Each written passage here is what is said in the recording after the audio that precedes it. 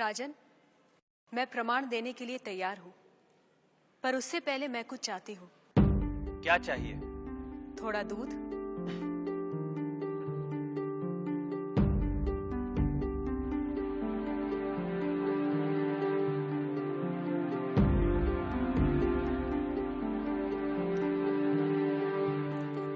राजन, इस पात्र में आपको क्या दिखाई दे रहा है?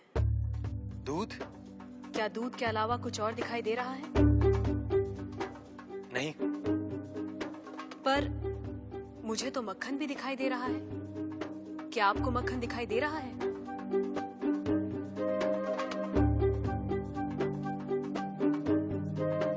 नहीं। पर राजन, क्या इसमें मक्खन नहीं है?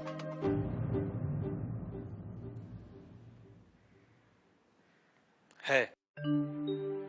जैसे दूध के कण कण में मक्खन है, मक्खन के कण कण में घी है, वैसे ही ईश्वर सृष्टि के कण कण में भिन्न भिन्न रूपों में है, जो है पर दिखाई नहीं देता।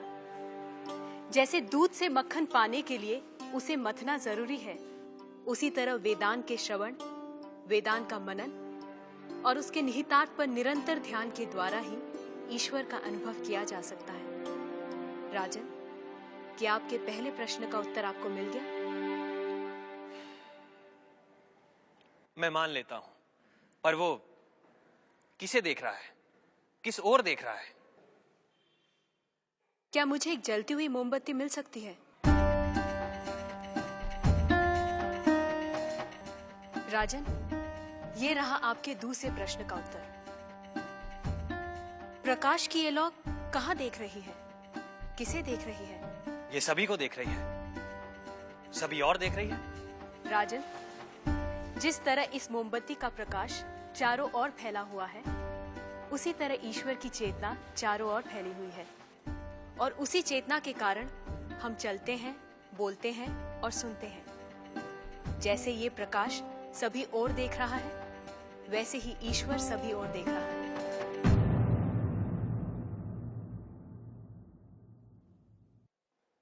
अब आपका तीसरा प्रश्न। वो इस समय क्या कर रहा है?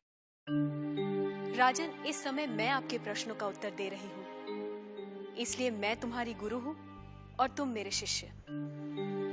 पर मैं खड़ी हूं और तुम बैठे हो। यदि अपने प्रश्न का उत्तर चाहते हो तो तुम्हें मुझे अपना आसन देना होगा।